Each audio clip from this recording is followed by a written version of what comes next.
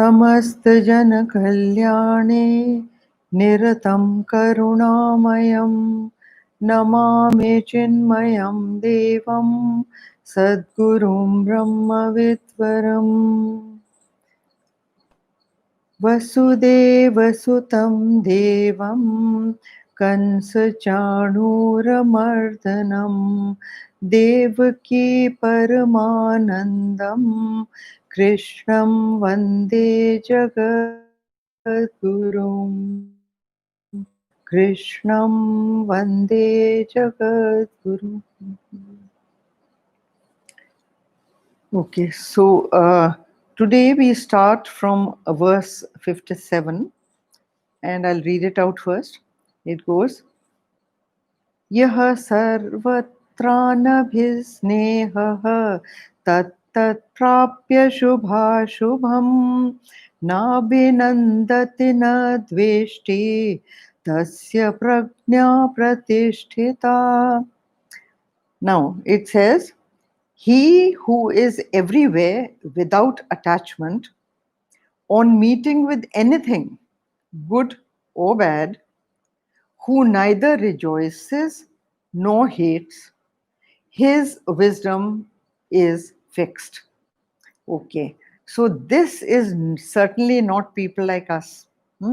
He, as I told you before, he is talking of the realized master. He is talking about a Siddha Purush.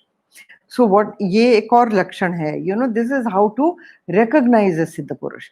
Look what he says, he who is everywhere without attachment, on meeting with anything good or bad. That means, see, he has cultivated a parigraha to such an extent that he lives in the same world. He is eating, sleeping, walking, talking just the same as us. But he is not attached to anything. Because the moment you attach to something, then the destiny of that object becomes your destiny. I have previously given you examples of that when the child is sick, the mother looks sick because of her attachment with the child. The child might be still playing around, but the mother is looking sick because of her attachment to the child. So he who is everywhere without attachment, on meeting anything good or bad, see, both come in this world, we all know it. Before we have done with something good that has happened, some bad situation is already knocking at our door. And before we deal with that bad situation, something good also happens. So it continuously goes on like night and day, and we should know that it is going to happen. But we generally try to stick to the good. We try to pull the good towards us or the conducive towards us and push away what is non-conducive to us. But this master, whether he meets good or bad, he neither rejoices nor hates. It makes no difference to him because he is through with it.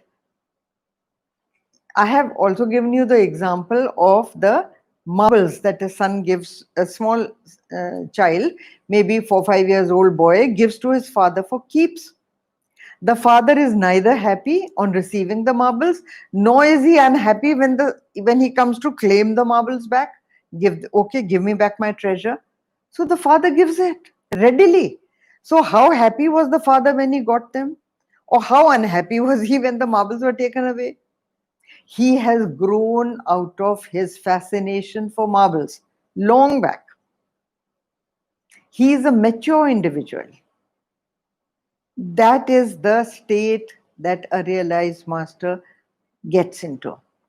That no matter what comes, good or bad, he neither rejoices nor does he hate. See, we are generally thinking through media and society. and the values they try to sell to us. That, okay, if you get this car, if you can acquire this car, then you are the rarest of rare individuals. So we start thinking like that. We see the ad of that car, and then our whole life story is, how shall I get that? How shall I get that? And when I get that, let me boast around to everybody and show them that, see, I have this, so I am better than you. This is the whole game. And we play the game all our lives. What have I become? You haven't become that. I have become that. I have got this, you haven't got it. This kind of game goes on and on. And whether we need that thing or we don't need that thing, we start hankering for that thing. We must learn that none of the objects have got any charm really. They don't even know that they have the charm. The charm is generated in your mind through society, through what you read, what you see, the media mostly. That is the whole game behind advertising. Unless they create that need in you, unless they target, they use the word target, these salespeople, unless they target that need in you, their purpose is not solved. So they add charm to the object that they want to sell to you. And slowly we get a fascination for that object, whether it is media or it is friends or it is anybody in the society. They try to show you that unless you have this, you are nobody, you are nothing, and we start believing in that. Now they instill into you must haves, a sense of, I must have this, I must have this, I must have this to complete myself. So you constantly are feeling incomplete, isn't it? Now, this person is totally complete. His cup is full. He has got no desire for anybody to pour anything more in that cup because it will just spill over. It will just be a waste. So, according to this, he's only trying to say that you should learn to enjoy every wave that hits you, whether it is a large wave or it is a very small wave. That is how people enjoy sea bathing. Unless you learn to duck under a large wave that goes over you, tides over you, and you get up happy, it hasn't affected you, and you jump over a small wave. That is the trick of sea bathing. So unless you learn that, you will not enjoy sea bathing at all. The same is with life. Play it like a game. So even if the opponent has placed a ball much further than you, you run to take the ball, you try your best to return the ball, but you cannot return the ball and it falls. Then what do? You enjoy the skill of your opponent. You say, well played, wow, what a great hit. Hmm? And you congratulate him. So he is only saying that such a master only does this. That, here Krishna is trying to educate Arjuna that don't make this calamitous mistake of attaching yourself to objects, claiming them as yours, and also attaching in with such unintelligent enthusiasm that I want this, I want this, I want this, and without this my life is zero. When you start thinking like that, you will always be miserable. It will be a life history of worry, anxiety, and uh, a miserable situation. And that is not the way to live life. That is not the skill of living a joyous life. So, even running away, as Arjun was thinking, that let me run away, that is escapism. Krishna does not allow it. He absolutely does not allow it. He says, get up and fight for your rights. Stand your ground, whether it is a happy situation or unhappy, conducive, unconducive, but stand your ground. Stand your ground and face those situations in a clever manner. Also, see, that you can only do with you achieve a balance in your life if you are detached from the situations in the world. Whatever comes or doesn't come is acceptable, is okay. Gurudev used to say that whatever situation comes to you, take it as a prasad bhakti. When you get prasad in your hand, you never say that, oh, I got less, this one got more, this one got a laddu, I only got a peda. You never do that, isn't it? You just take whatever comes to you, put it to your forehead, and you eat it, and you accept it as that is what the Lord has given to you, and you accept it with love and reverence. That becomes prasad for you. But if you do not accept it as prasad, it can become a curse for you. Any situation can become a curse for you. It is only your mind that has to tell you that, oh, you are living through a curse. So when the mind continuously tells you that this is bad for you, this is bad for you, you begin believing it. That, oh, yes, this is bad for me. Now, attachment is always slavery. It is a mental slavery that you impose on yourself. So beware of attachment. That is what he is saying all the time. So you have to develop the skill of being happy and also being grateful. Gratefulness goes a long way in being happy. Be grateful. Look at all the things he has given you. How many people have all those things that you possess? Beautiful house, plenty of money. Hmm? How many people have it? Tell me. You have a very nice family. Huh? Very good everything. At the drop of a hat, whatever you want, you can buy. You know how many people are like that in the world? You have power, you have position in society, you have health. How many people have it? So live in the gratefulness of what he has given you rather than complaining about that one thing which you desired and the Lord thought you don't really need it. So he didn't, in his wisdom, he hasn't given it to you. Otherwise, you never know how your life would have been with that thing. Hmm? So that is there. And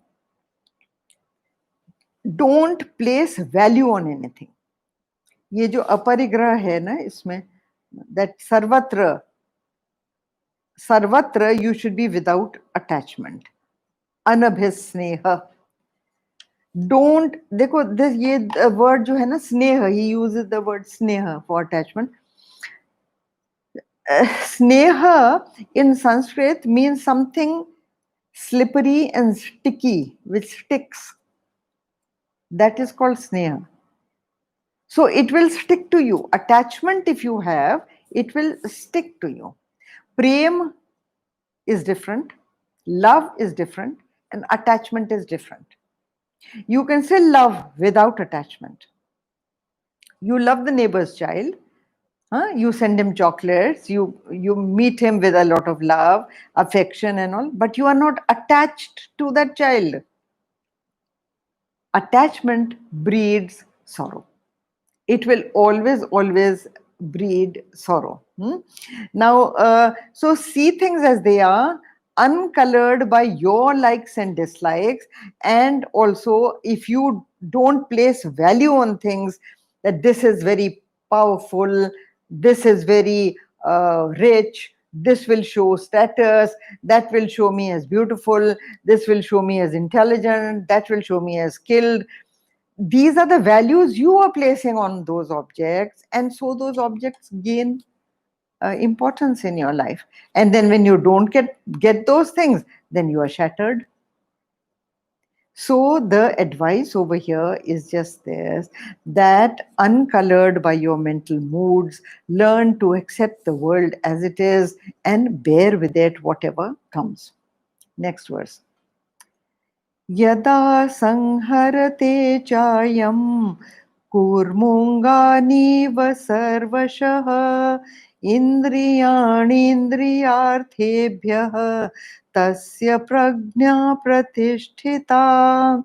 This is a very famous verse. and a very, very famous example given by Vyasa. And he gives this example only to make it very graphic for you as to what a realized person does. And not only a realized person, but what it is actually a lesson for us. By giving the example of a realized man, he is only telling you what you should try and do. Maybe you and I cannot achieve it. These things are very difficult. Sure, they are. But if you don't even try, you will never attain it. So, look what he is saying. When, like a tortoise, which withdraws on all sides its limbs, he withdraws his senses from the sense objects, then his wisdom becomes steady. So, when can a human being be called a man of steady wisdom? Not wisdom like ours that comes and goes. With us, sometimes we think we've done a very wise thing. And sometimes we know we've committed a big, big foolishness. But that's how we are. But a steady man of wisdom, look, he uses the word, he says, become steady. The wisdom of such a man never comes and goes, it is always there. And when does that happen? When he learns what the tortoise does. Very, very interesting. Now, see, a tortoise develops an aversion to anything that can hit him, anything that can get at him, anything that can enslave him, anything that can harm him. So he's very, very alert. And look what he does. He develops this special knack that even a distant possibility of an attack on him, he immediately withdraws all his limbs under that big shell that he has. You know that shell the tortoise has on top? It's like a shield, and it's very, very hard. In the olden days, they used to sometimes make shields of the tortoise back. So the tortoise, when he even senses a distant danger, he immediately withdraws all his forelimbs, his tail, and his head. Now, this example fits in with the human being's sense organs. Whenever a man of wisdom sees that some danger of a sense attraction is taking place, he immediately withdraws into himself his senses. Now you see, the sense organs cannot be pulled in. No. So it is, and the sense organs only operate in the outside world because of your mind. The mind lends them the attention. That is why you can see. See, eyes cannot see unless the mind is with the eyes. Many times when you are deeply thinking of something far, far away, your mind is somewhere else. Somebody passes in front of you, and you generally say, "Oh, I never even saw you." He says, "No, but I passed right in front of you. Your eyes were open." Say, "Yeah, the eyes were open, but the eyes did not see." Similarly, ear. The ears do not hear when your mind is not attentive. So you generally ask the person to repeat, "Sorry, my mind was elsewhere." Don't you say? So mind is the adhipati of the senses. So when he says withdraw the senses to a safe place, senses cannot be withdrawn inside, and they cannot be destroyed also. But when you withdraw the mind from your senses, when you make the mind introvert, the senses cannot disturb you, neither can the sense object disturb you in any way. So here he is saying, see, now then the four limbs, he says. Four limbs of the tortoise are, see, you have these sense objects on your face, five sense organs, right? So the four limbs of the tortoise and the tail, these are the comparison of the five sense objects.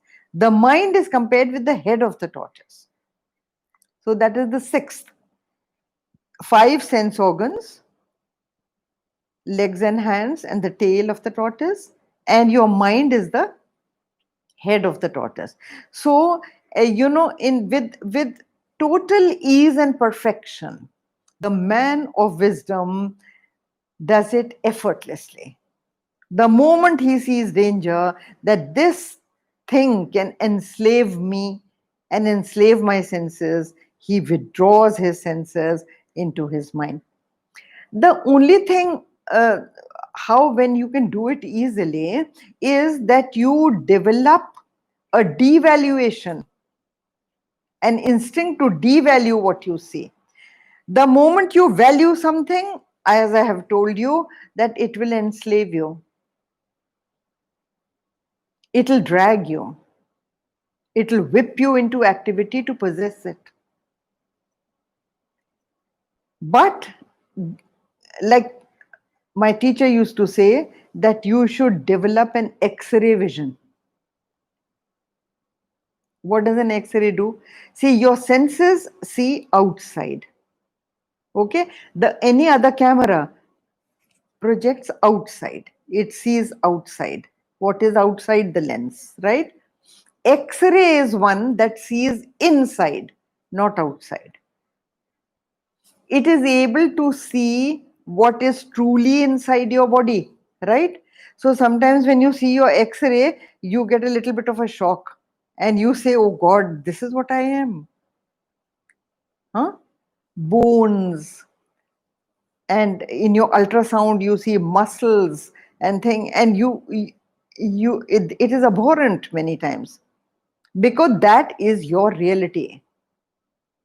Beautifully packed body you have. Gurudev used to say, beautifully gift wrapped. So instead of concentrating on the wrapper, if you can concentrate on what is inside you, you are a total bag of filth. And so every object. Diamond is just carbon. The most beautiful furniture is probably just wood or iron. Like that, when you go to the essential of that particular thing, your mind will devalue it. All precious stones are just stones or carbon. Just because the world places a value on it, so you have started placing a value on it. So learn to develop an X-ray vision, and when you develop an X-ray vision, then you hook on to something which is much more important in life rather than the non-essentials. So your effort will become easy. You will be easily able to remove your mind from there. Now the method suggested how to do this, you see, the methods are three. Gurudev has written here. One is pratyahara. In Yoga Shastra, pratyahar. So this is pratyahar is when you withdraw the senses from the fields of objects. That is what Gurudev writes. Withdraw your senses from the fields of objects. Mentally withdraw. You will be eating, you will be wearing clothes, you will be combing your hair, you will be dressing up, you will be interacting with people, right?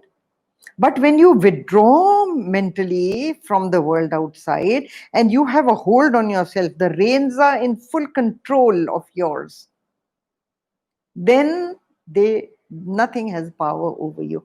So that is called pratyahar. Now this pratyahar is not only of the objects outside, pratyahar is mental also. You have to be in control of all your desires. You get it, very nice, enjoy it. You don't get it, even then, that object should not have the power over you to disturb you. That is pratyahar. The second is pranayam. Pranayam is what? Prana is the air you take in, the living air you take in, which runs all your organs and activates things in your body, mind, and intellect. So Breathing, you will notice when you have controlled breathing, your body is also shant. It is peaceful. See, if you're running, your body is active. Look what happens to your breath. It's very quick and you start panting. If you are angry, how fast is your breath? Have you noticed? Yeah. If you're shouting, screaming, arguing, look at your breath, watch your breath. Okay. And here is a person totally sleeping. Watch your breath. Watch the person's breath. Calm, peaceful, quiet, because the body is quiet. So that is called pranayam. And even now today in the West and in all corporate houses and everywhere, they teach people that whenever you face an anxious situation, take 10 long breaths. So what is that? Pranayam. Take 10 deep breaths before you go for an interview and your mind will be calm, right?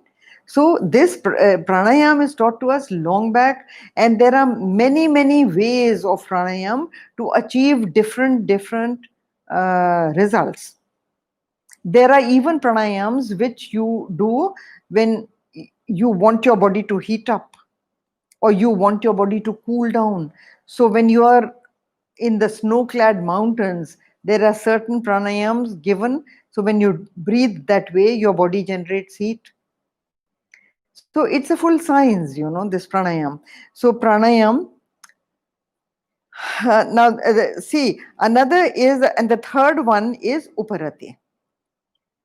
Uparati is to develop a very sharp, discriminative intellect and to value things correctly so that you withdraw from them.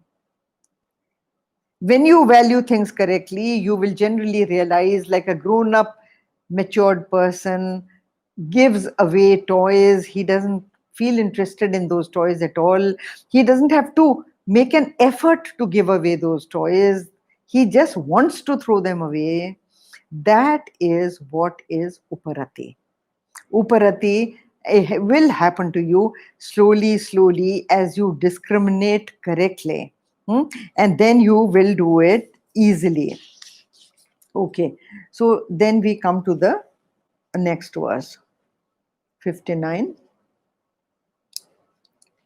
Vishaya vinivartante niraharasya dehinah rasavarjam rasopyasya param drishtva nivartate. This is also very interesting.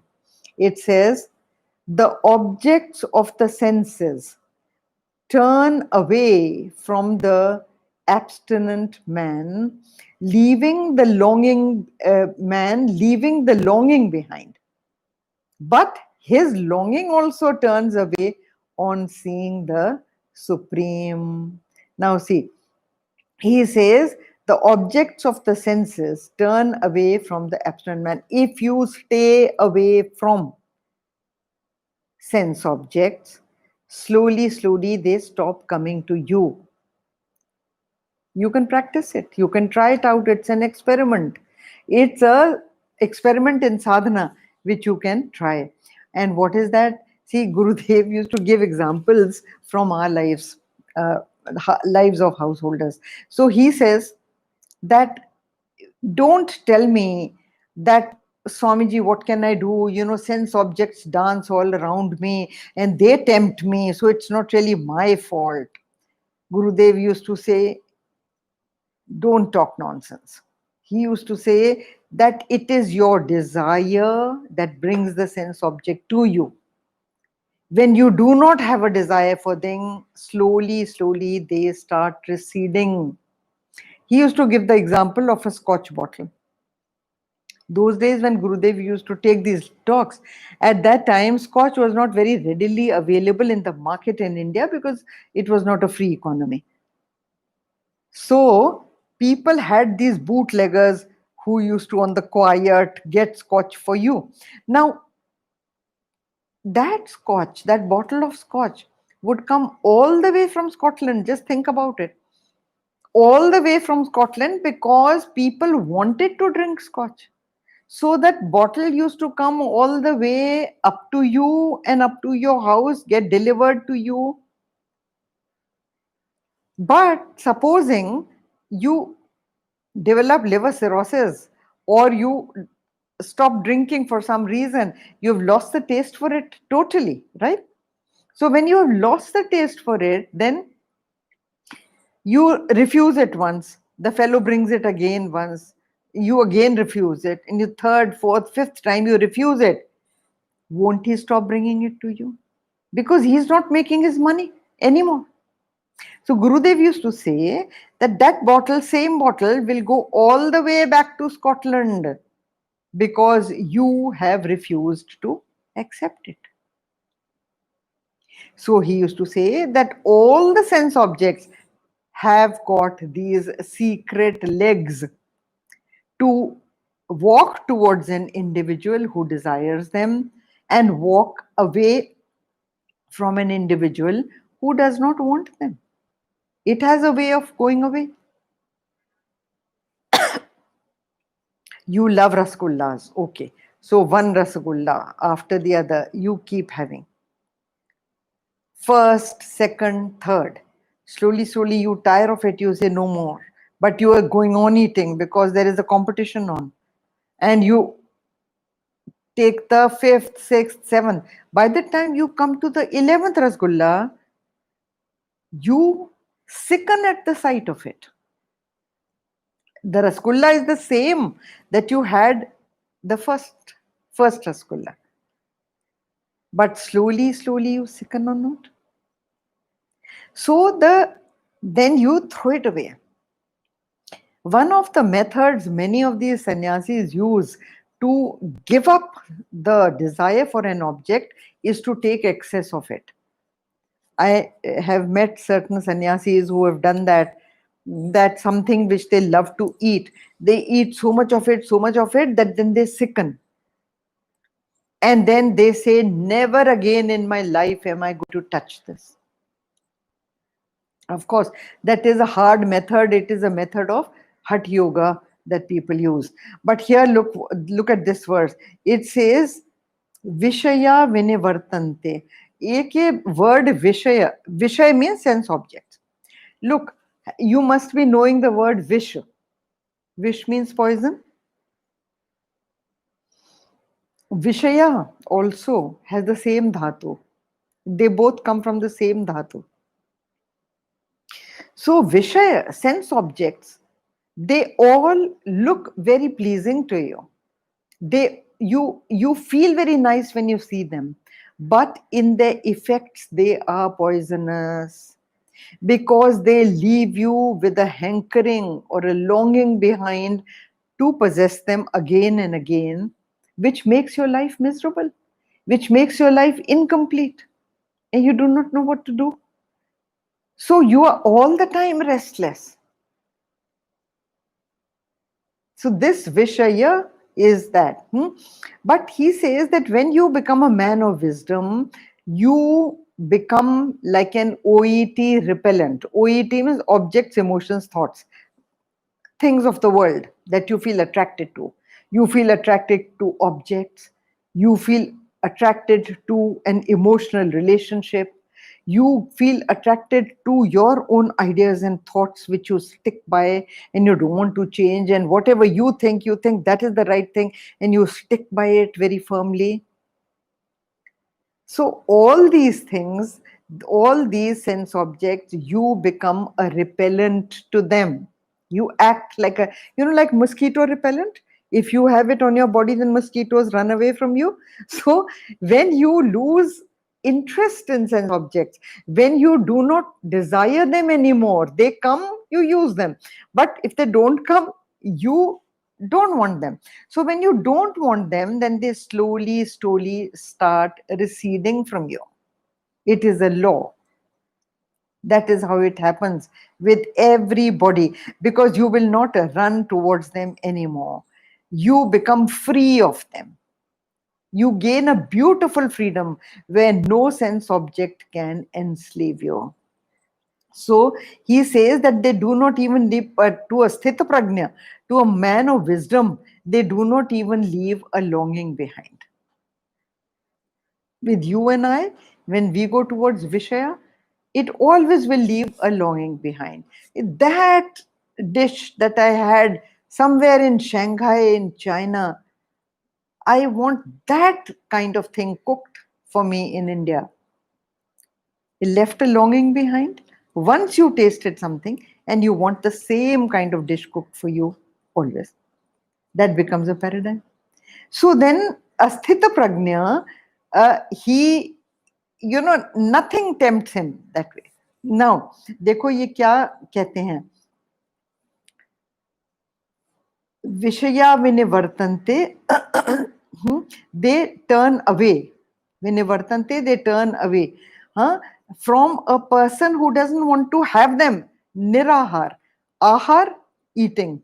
And nirahar, who doesn't want it, who doesn't want to eat it. So person who develops a dislike for an object, the thing goes away from him.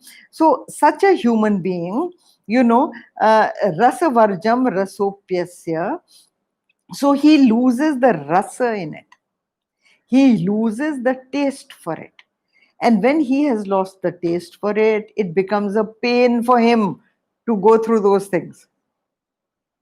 Yeah, haven't you many times seen children forcing you that no, please come with me to see that children's film?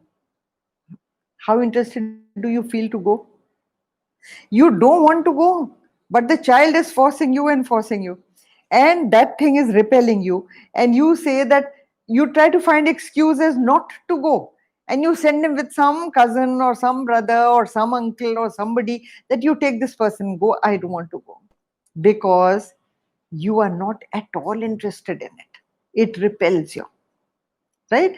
So he says here that he has already had enough of them and his mind turns away naturally from them. He becomes in total control of his senses. Uh, Gurudev used to say that the world is not after you. You are after them. You are after the world. No sense object has a way of running towards you, does it?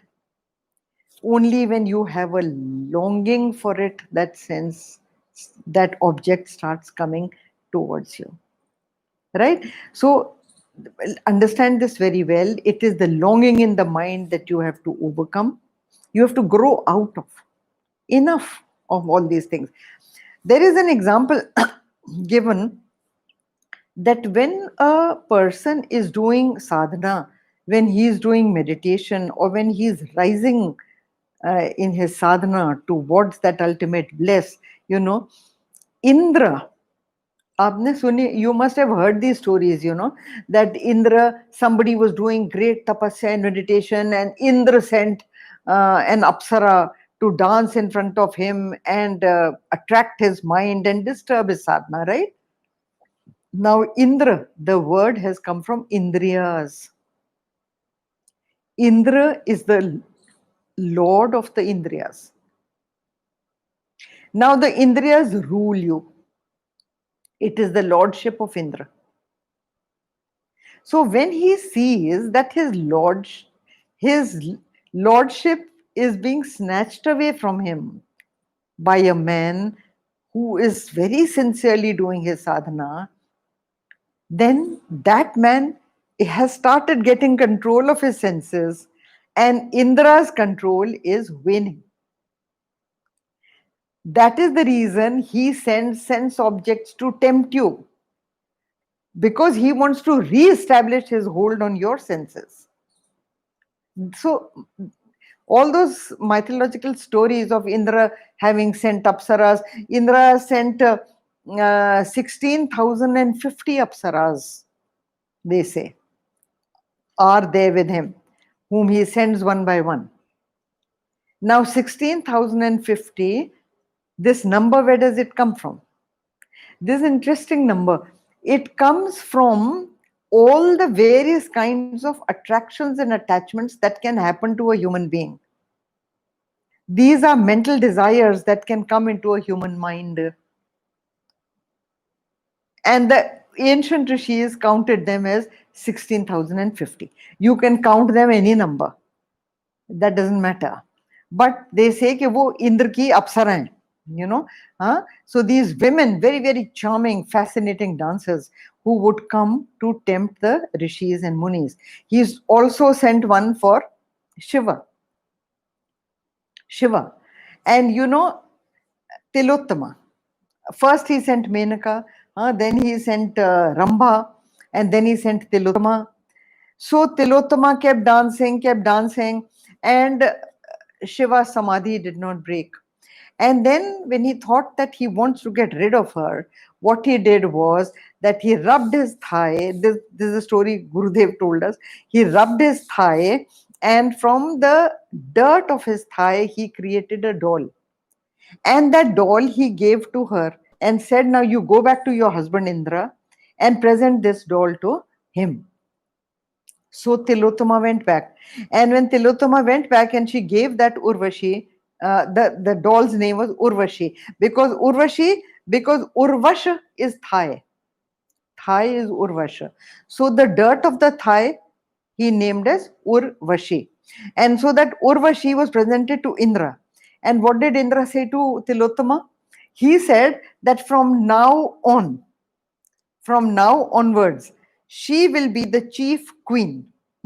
And thus Tilottama was degraded. Now, see, this is just a story, but the story only translates into one thing. All attractions are because of your ego. Think about it carefully. All attractions come to you because your ego demands them for the fulfillment of your personality. You have an image of yourself and you want to establish that image in society. And to establish that image in society, I am very powerful, I am very rich, I am very skilled, I am very intelligent, I am this, I am that. To establish that, you want that one plus. I want this also, I want that also, because unless you have that, you are not able to establish yourself. So you are caught up in that experience of acquiring more and more and more, whatever it is, power, money, status. It could be anything. This verse is saying that never allow your mind to revel in a sense object.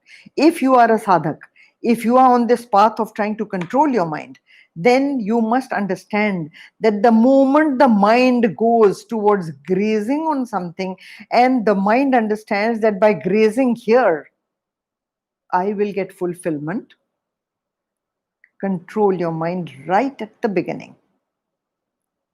You should never allow your mind to go with it, because if you allow your mind to go on ruminating on that object, going on thinking on that object, you will develop a desire to possess that object.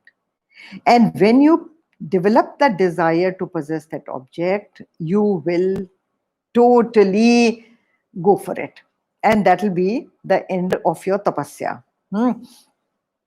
So here you see, if you have a half-hearted attempt, you will never be successful in this. You have to totally be in control of your mind. And so understand that don't be caught up even in a weak moment. Don't be caught up with sense objects. Vishaya is the word used. Remember it with vish. It is poisonous. It can poison your system. So the warning over here. So we do this much today. Next time we'll take it. Om Purnamada Purnamidam Purnat Purnamadachyate Purnasya Purnamadaya Purnameva Vashishyate. Om Shanti Shanti Shantihi. Hari Om. Shri Gurubhyo Namaha. Hari Om.